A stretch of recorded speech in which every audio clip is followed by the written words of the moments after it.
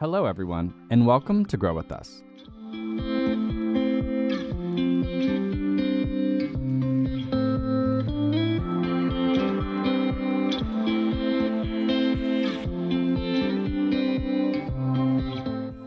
My name is Evan Barton, and I'm your host who helps create conversations with the innovators and leaders of a growing tech center in Tulsa, Oklahoma.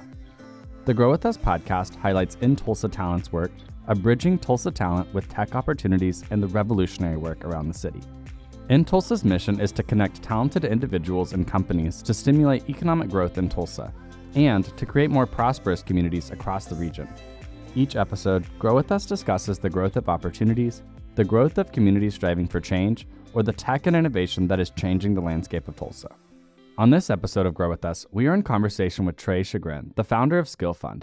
We dive into his journey to Tulsa and his decision to stay, and Skillfund, a program for 18 to 21-year-olds to develop a creative skill. Trae, thank you so much for being here. It's so great to have you on. Yeah, thanks for having me.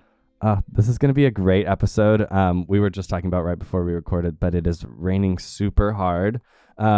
And it's actually kind of pretty. It's raining sideways like it does here in Oklahoma. Yes. Oh, yeah. But we're going to get into this great conversation with Trae on this episode. I'm really excited. So, Trae, go ahead and jump in with your story in kind of whatever way you feel comfortable. Yeah, sure. So I grew up in a tiny town in Oregon, and just was interested in creative skills early on as a kid. Was kind of creative, hated school in a way, kind of a typical, teenage fashion. Mm-hmm. And by 18, I left home and I've been traveling around the United States for the past 11 years. And I guess 9 years now because I landed in Tulsa 2 years ago. I've just been traveling a lot and experiencing different cultures in America. And that's awesome. Wait, where all of you traveled? Kind of give me a little bit of a ranking. Sure. Ranking. Tulsa doesn't have to be at the top. You can be honest here. Tulsa is at the top now, to be honest.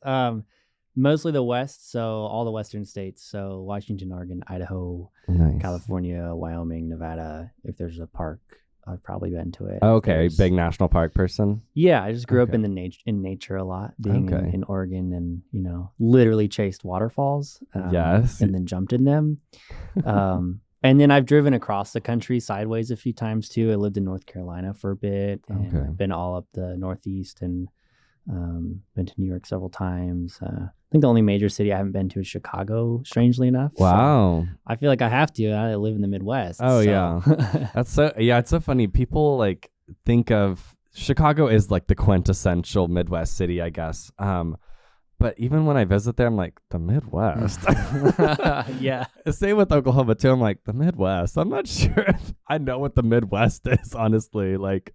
No one does. Yeah. People also say Ohio is the Midwest. And I'm like, okay, that I understand. Just because I've only driven through Ohio, I think once or twice. Stayed in Columbus for a hotel. I don't know. Well, yeah. All of these places are kind of, we're not really sure where they get their feel, but that's kind of what we're trying to do, at least in Tulsa, is make you understand what, I don't know, the Midwest or whatever we want to call this is. The best one I've heard lately is the Heartland. Oh, I love the Heartland. That's my favorite way to describe it, too. Yeah. Because we're not to say dust off my shoulder, this is the heart of the nation in a way. If you think about anatomically, I don't know, we are a little bit south to be if the United States is a body, but the Heartland feels right. Yeah. It just feels right. It feels right. Follow the heart, Oh yeah, and you'll land in Tulsa, Oklahoma. I love that. I love the story of travel just because I really do think that it kind of lends itself to multiple different experiences. Nature, obviously, getting to see different geographies. I've gotten the pleasure this past couple of months, I guess, to explore lots of different areas of the country. Nice. I just recently visited the Bay Area, and I was kind of like, this is really pretty. Not in a super I guess shock and awe way. I mean, it's California. Everybody wants to be in California for some way or for some reason. And I think geography is one of the reasons. So it was kind of cool to do that. But I think it informs a lot of what we do day to day and kind of what we value and things like that. So traveling is really awesome. I'm glad you got the opportunity to do that. Yeah, for me it was context building. Yeah. So I think one reason I really enjoyed Tulsa is because I had a context of many different areas of the United States, from cities to small towns to medium cities to different types of people, different types of work, having a car, not having a car, and coming to Tulsa, I was able to experience and view Tulsa through that lens. Yeah. And I think I adopted Tulsa quicker as a new home because of that experience. That's awesome. And I love it. No, that's great. Let's kind of jump into that too. Like, what's your relationship with Tulsa? I mean, you mentioned 2 years. You're about at your 2 years. I think you said that on your interview. Yeah. It was on 6. You were at your 2 years. But kind of tell us your Tulsa story, how you got here and how have you seen it change? Yeah, the easy answer is through Tulsa Remote. So I was reading articles on LinkedIn that popped up there almost 3 years ago, I think, when I applied. And just thought it was a very interesting program. I was already doing something similar to that. I was working remote and moving to different cities. I was like, yeah, someone's going to pay me to do the next one. Let's do it. So it was initially an experiment, like, let's go live here for a year, which I think is very common for pretty much anyone that comes here. Yeah. They don't know anything about it, at least in a direct level. So just picked up and moved here from Boise, and immediately was just having the time of my life. I didn't really have to change much about my work at all. Just the time zone was different. And as soon as I got here, I knew I wanted to buy a home to live in it long term. And that took me about a year and a half, bought a home. And yeah, the thing I say a lot is like the $10,000 was really nice and really attractive up front. It's like, no brainer. I'll take a risk and move here. But you get so much more value out of it. You get what you put into Tulsa, and not just Tulsa Remote, but Tulsa community in general. Yeah. Tulsa Remote was a great accelerator. It was a great spark for a social life. But my friendships, my network has grown well beyond that, in part due to that, but also just because of the energy and effort I put into Tulsa. And it's cool to see a community return that energy back at you. Yeah. No, that's awesome. That's the type of sentiment that I hear from lots of Tulsa Remoters, and it's obviously reigning true for a lot of their experiences. And I love to hear that because, kind of my connection to Tulsa is obviously I grew up here, and so I have just a different kind of taste in my mouth when I left, and kind of understanding it to be a certain way, and kind of having that. There's this like thing on Twitter right now of like it's saying like gay people have the right to like hate their hometown or something like that. And I relate to that in a lot of ways, except I don't hate my hometown. I'm obviously working in a strong effort to embolden it and empower it, but it's interesting to live in contrast to the memes a little bit. That's funny. But yeah, no, I love that everyone has this like different experience with Tulsa, whether it's kind of the community giving back or you realizing that this is the community that you want to invest in too. I mean, all of those, like the opportunity to do that is something that I'm hopeful is a unique asset to the city. Cause I can say that, you can't necessarily go to New York and immediately make an impact, but there are some people that are able to do that. And it's just, I feel like there's a broader chance that you might be able to do that in maybe your specific thing here in Tulsa. And I feel like that's kind of what Tulsa Remote has helped a lot of people that move here explore. Yeah, it's a great place to start, and then also a great place to stay. Yeah. Which is weird. I think you either get one or the other. Yeah. And for me, it hit home for both. That's awesome. It's a good runway too. So, so if it's been 2 years, you moved here in August or so of 2020, right after the pandemic started. Yeah. That's so interesting. Yeah, that's actually like, right. We moved here about the same time. Yeah.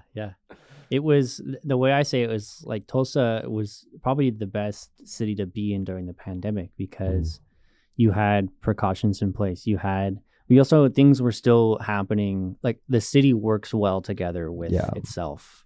And that was really visible through the pandemic, was everyone was adapting to the pandemic and to different people's needs, which is really cool to see because I have a completely different need as a single living by myself remote worker versus say like a family. Yeah. And it was cool to see the community adapt and allow those people to still continue living their lives.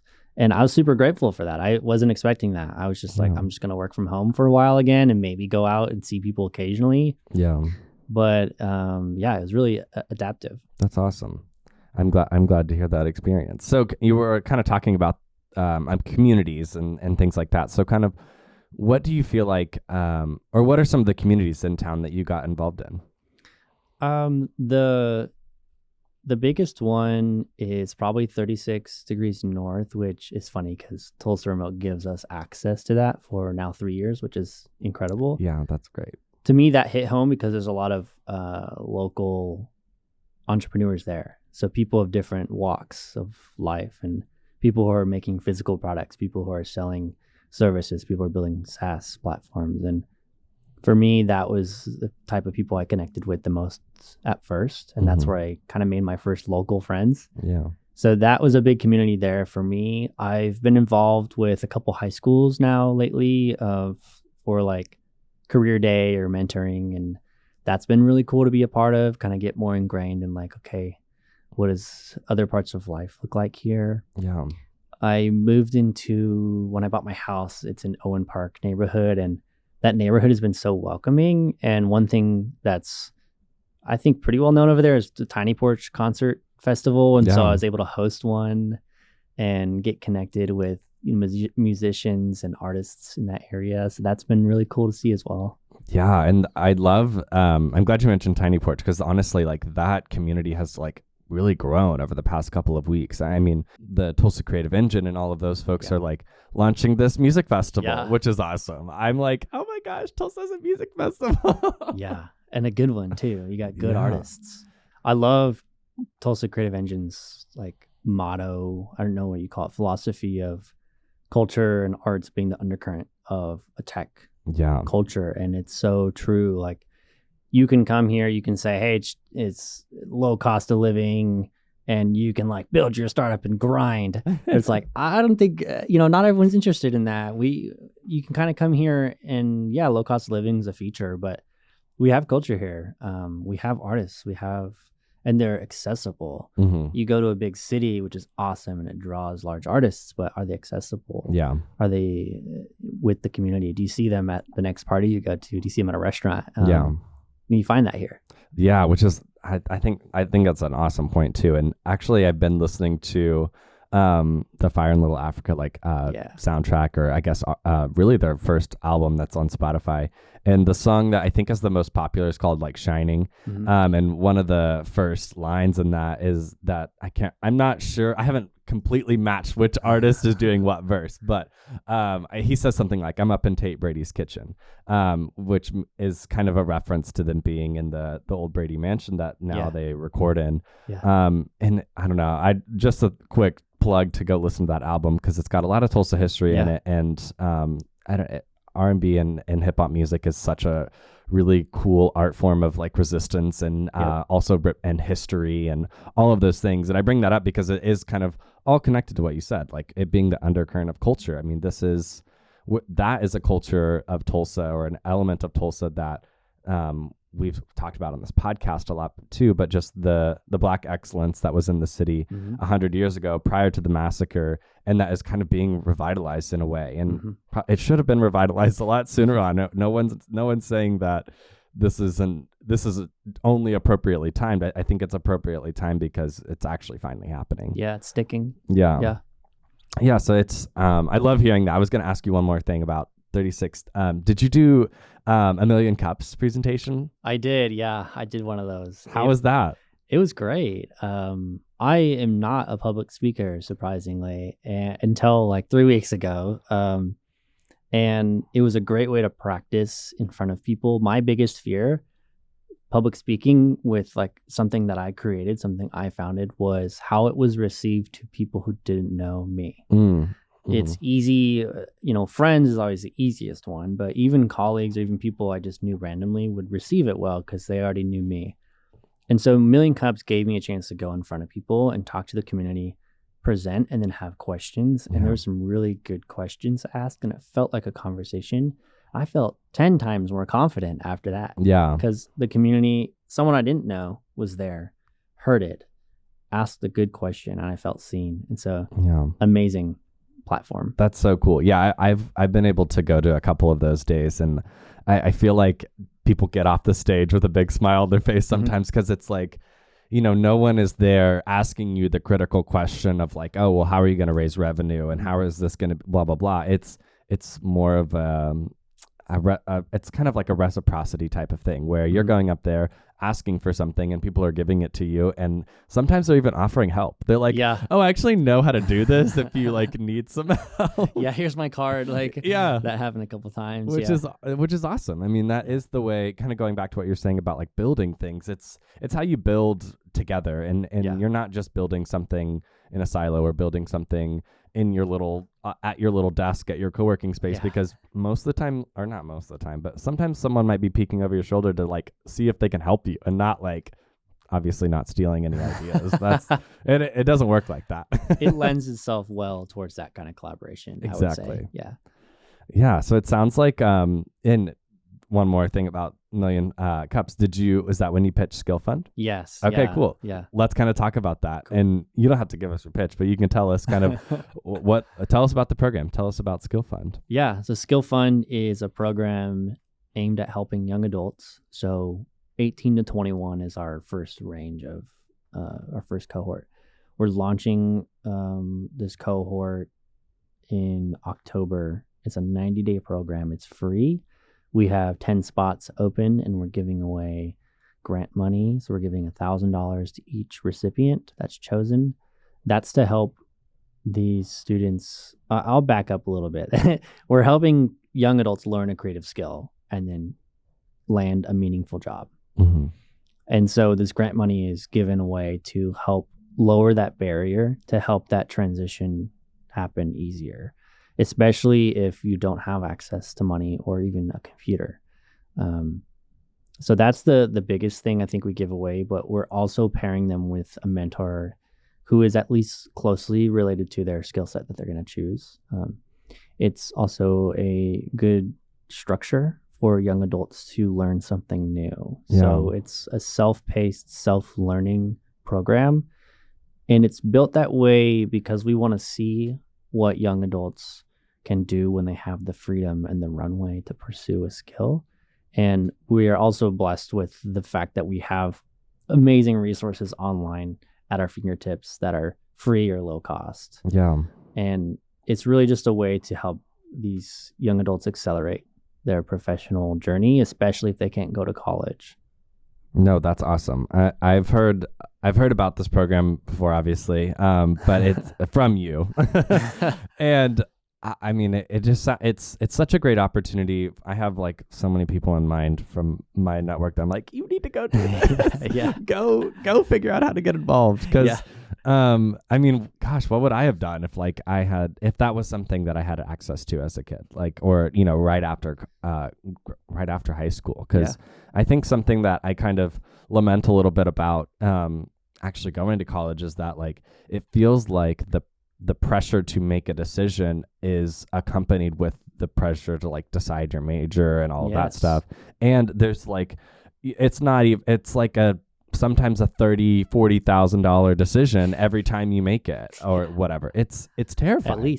At least. Exactly. Thank God our student loans are getting a little bit of a break. Thank God. Alleviation. A little bit of alleviation. But no, I love the mission behind this, because truly it's kind of tackling two major things for me that I am just really passionate about, like either breaking down the barriers or like finding alternate ways to figure out. But one being accessibility, and two, like networking and understanding how to access and utilize a network. Yeah. And I don't know what you call it, like beneficial networking, like intentional networking, I should say. Exactly. Like it's not just hanging out or going to meet random people. It's like these people have two interests that work well together. Yeah. Let's make that happen. Well, and the third thing, I'm just going to keep coming up with things. The third thing is structure, because honestly, something that like in kind of my own entrepreneurial journey that I went through when I was starting my own podcast and things like that, I was like, how do I even, like, this is a creative thing that I want to do. How do I fit this in with my like 9 to 5 or, my way of creating a life for myself and getting money, because this creative thing is not making money immediately, unfortunately. Yes. Yeah. And sometimes it doesn't, or it takes a long time for your it depends on your creative skill, I guess. Like in my instance, it was podcasting, and you've got to put in a lot of work for podcasting to become like a really money making venture for you. But the consistency of a structure is going to help you get there faster than, just doing X, Y, and Z whenever you feel like it or whenever you think about it, type of thing. Yeah. And I want to encourage young adults to think about skills from different angles. So, think about, can I create a podcast that can be utilized in my job, right? In a way, you're getting paid to podcast at that point. And I think this is a very interesting route to employers too. So one thing that's really important for this program is it has to be rooted in current world opportunities. Yeah. And so we're having conversations with employers all the time to say, what's open? What do you need? Show me your job descriptions. Help me craft a channel for these young adults to find a meaningful job. And that alone helps provide structure. It's like a North Star. It's like, hey, if you learn how to do audio engineering, recording, podcasting, this employer is probably more likely to hire you because they do a podcast a week and they need help with X. And so just by highlighting those things is already working phenomenally. That's awesome. No, it's interesting. Something that I found out like through working, I guess really like a professional job or whatever, is that one thing that I always said, like from college, that I don't know if my college would let me to say this or whatever, but I really felt like the major thing that I learned in college that actually helped me in my professional life was like being really involved in my extracurricular activities, or like being a leader or things like that. I was involved in like this gender inclusive Greek house, and I was like the vice president, and that was like project management. That was basically keeping track of a budget. That was so many of these like random skill things that I was like actually really glad I got those experiences, because I wasn't going to learn that like from a professor. Basically, that was the real world experience that I got, and some of those things are actually fun. I mean, obviously that was for like the reason we put in all that work was so that we could have fun and structured fun and things like that. But that's also like exactly, or not exactly, but it's like pretty applicable to work. I mean, for sure, project management and understanding how to execute on like a bylaws, which are essentially like your KPIs and all these things. It's all kind of connected. You had external factors, you had other people involved, you had a timeline. Just going through something from start to finish and having an outside influence is something that is super valuable. Which sounds like that's what you're emulating with this program, which is awesome. Let's kind of talk about what's your inspiration for starting this program. Sure. I was that kid for a while. I wasn't able to go to college. I wasn't able to secure the loans. Part of that's my own decision, and part of that was my inability to secure loans. So it's not that I couldn't go to any college. I didn't put in any effort to go to apply to colleges when I was young. I applied to one college, got in, got a scholarship, but then my family couldn't secure the loans to go there. And I was like, well, I'm just going to go anywhere else. And so this is really like, I really have young Trae in mind, and I've seen myself and many other people throughout the last 11 years working in the creative industry. And it's been on my heart and my mind a long time. I've been mentoring people for 10 plus years, and this is largely in part due to that struggle that I had. And I was like, there is a few things we can do to help alleviate so much of those barriers. And it could be financial, it could be relational, it could be opportunities, it could just be awareness. And I'm trying to harness all of those into one program.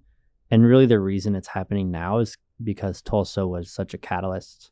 It was such a good space, a receptive environment, supportive environment to launch this program, and also finding a place that I wanted to invest in long term. This was a way for me to do that now. Oh, that's awesome. I'm getting inspired. I don't know if you can tell. I can feel it.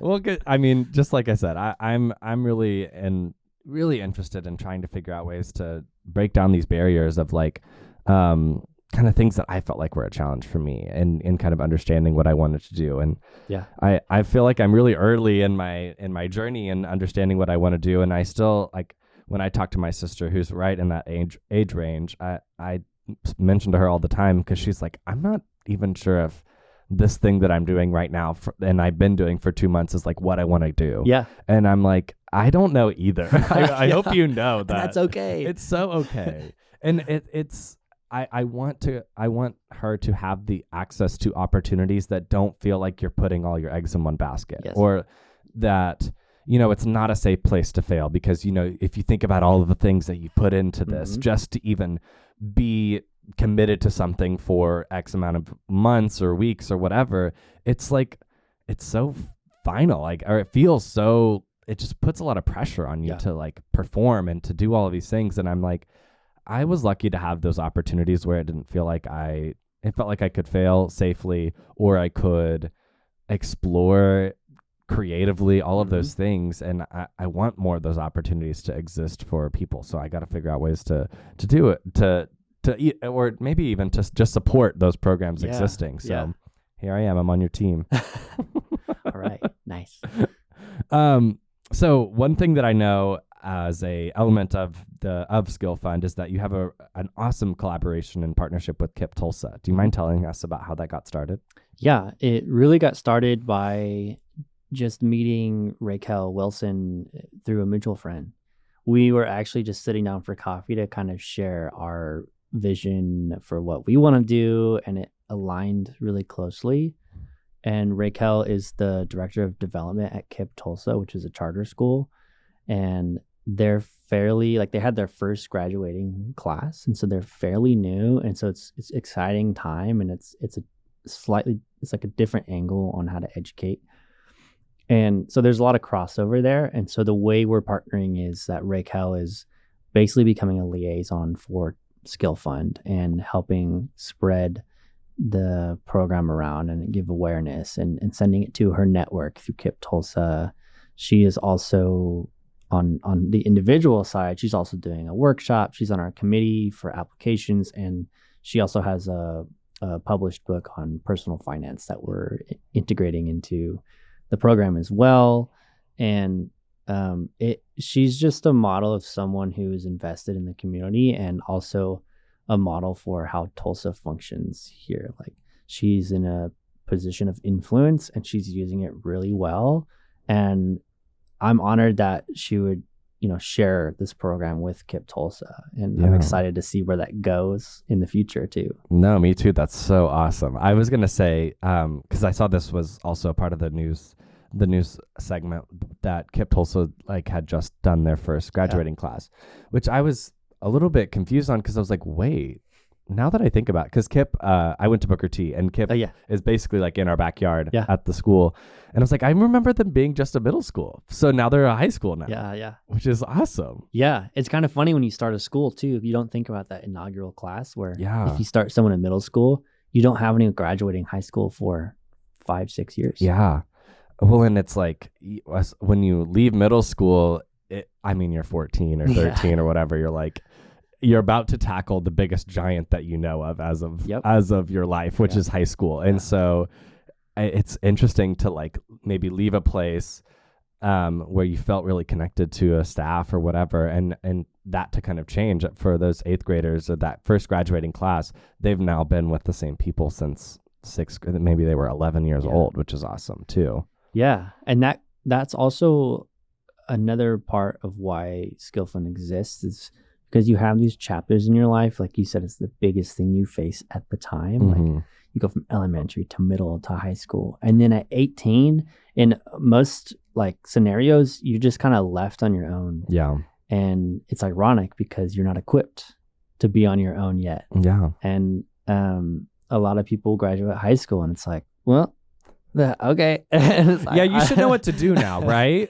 We've been teaching you for not even 18 years, for 14 years how to do life. Yeah. No. Yeah, it's like make a decision that's going to impact the next, 10, 20 years of your life now as a 17-year-old. Yeah. Or just be on your own. Yeah. Or just go take out $60,000 of debt and then try to figure it out then. Yeah, and pay it off for 20 years. Yeah. Yeah, it's I love that that's the age range is right on just in terms of like impact, because I mean that's something that my mom also really loves working with this age group of like right at 18 or she was a high school counselor for a really long time, and it's such an opportunity zone. There's 100%. So many ways that you can impact someone's life at that age, because in a lot of ways they might be looking for I think the number one thing people are looking for is guidance, and that can come from so many different I think spheres or influences or wherever. It can be, you can be influenced by or guided by where you're working at the time, where your part-time job is, or like where your where you might be going to college or X, Y, or Z. There's so many people that can really spill into your life or pour into your life, I guess. And you're going to get the chance to do that with at least 10 lucky kids. Yeah. Yeah. That's great. So kind of another, something else I wanted to kind of bring up as it seems really integral into the story, and especially about Skillfund, was the Builders and Backers program. So kind of give us a little bit of a background on what you know of the program and kind of how it helped catalyze this project for you. Yeah. I had a few friends that went through this Builders and Backers program, which is an idea accelerator. And so they give you $5,000 and they give you mentorship, and it's a 90-day program essentially. And the idea is to take an idea and put it into action, get it into the real world, test it, try it. And that was also part of the catalyst for getting Skillfund started. I was able to integrate that into the Builders and Backers cohort for summer 2022. Yeah. And it's a great program. And I actually learned a lot through this program about how to run my own cohort, which was kind of meta, And it's a great program. I've had friends that applied and have gotten in for this next cohort actually just recently. And it's a really cool thing that's happening in Tulsa. No, that's awesome. I also know a couple people that have like gotten involved with Builders and Backers, and it seems, I think one of them was able to do like an art installation or something like that. And it seems like a really direct way of kind of mentoring people that want to be mentors too. Yeah. There's so many opportunities for like professional development, but one that gives you money is great. Yeah. It's like, so put your money where your mouth is. Exactly. Yeah. It's like, oh, you want to do this? Here's $5,000. How about you go try it out? Yeah. It's like you really, also it's like if I was an 18, 19, 20-year-old and you're saying you really want to help me, then listen to my needs. And money, it's not always necessary, but it really shows that you're invested in helping them take it into their own hands.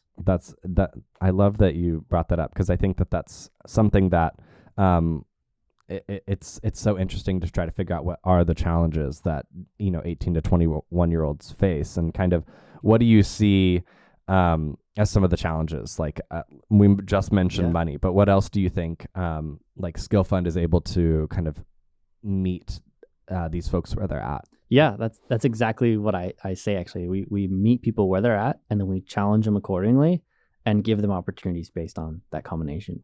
Yeah. And it's really important to listen to where they're at, but also some people don't know where they want to go or don't know what they want, and that's okay. Yeah. And so a lot of things I run into is I just want to learn something creative. Tell me where to go. What should I be interested in? Something creative. I love it. Which is totally cool, and it's kind of nuanced, right? It's like I want to be told what to be interested in. It's a weird area. And so one thing I do is I just point them to some resources that are really easy to start on. Say, just go and try some things. Just do the easiest thing possible for these things and try them out. And then they start to develop certain interests and they get more of a context. So that's one way we help people, is just awareness. So exploration is part of the program. We want you to explore different skills and test and look at it from different angles. Another part is mentorship. So guidance. So intentional guidance. So having an expert who's actively working in the field, giving you feedback on what you're pursuing as well. It's more like, it's like a North Star. It's like, or like the wind in the sail, or you're the wind in the sails. They're like telling you where, where to go in the ocean, basically. Oh, yeah. They're the coxswain on a rowboat. All these analogies. All these terms, yeah. Those are the main ways we really help them. I think, and that combination is what is why it works so well. No, that's awesome. I think you're right on. The challenges are numerous and vast and nuanced, and I think the first step is listening too. You know, understanding where these folks are coming from, and figuring out how you can help. I think that I also was that same person of like, I don't even know what to be interested in. Yeah. How do I explore an interest? It's something that you would think, with technology and kind of the day and age that we live in, that it's easy to explore an interest. But I think that there are certain environments that might discourage that, or even your life situation might not allow you to explore anything comfortably, because nothing in your life is comfortable necessarily. So getting that opportunity is awesome. And it's dependent on the needs too. So if you want to stay in Tulsa and you want a tech job, our ecosystem is still being developed here. And so the ability to have a remote job is very interesting to a lot of people here, because they want to stay around their families, but they want a good job as well. Yeah. And although we are building more high quality jobs here, the market isn't fully matched yet. And so this allows for people to stay here. Yeah. That's one specific need. It's like a lot of people are stuck between endless amounts of overwhelming information, like the whole internet, right? How do you choose? And then on the flip side, extreme pressure around picking one major. Yeah. And we're trying to be in the middle of that somewhere and help narrow down where to even spend your energy. Yeah. And combing through resources too, and being that guide. It's so important. Trae, this has been an awesome conversation. Thank you so much. Is there anything else you'd kind of like to talk about or add in? And I don't know, maybe ways that people could stay connected if they would like? Yeah. If you're interested in Skillfund, if you know someone, go to skillfund.co. Applications close midnight on Wednesday. So I don't even know if it's going to be on. No, we'll be past that, but maybe round 2 will be coming up. Yeah, so there'll be future cohorts. But also, if you're an employer who is hiring entry-level positions, please go to the website and reach out to me. I'm always looking to carve paths for these future students. If you're listening from outside of Tulsa and you're interested, just come visit. Or apply to Tulsa Remote if you're a remote worker. Like get out here and check it out. It's actually really cool here. So yes, awesome. Thank you so much, Trae. I appreciate your time, your energy, and all the work that you're doing for Tulsa. Thank you. Thank you so much for being on this episode of Grow With Us. For our listeners, join our talent network to stay in touch with our featured jobs and opportunities at InTulsa by visiting talent.intulsa.com. That's talent.intulsa.com. By joining our talent network, you will get access to our newsletter, where you can stay up to date with our latest career advice, featured opportunities with InTulsa partner companies, and our placement success stories. Be sure to subscribe on Apple Podcasts and Spotify to be notified when more episodes of Grow With Us are released. Let us know what you think about how we're doing by rating and reviewing. Huge thank you to our editors at Rant9 Production and Jesse Ulrich. This has been Grow With Us.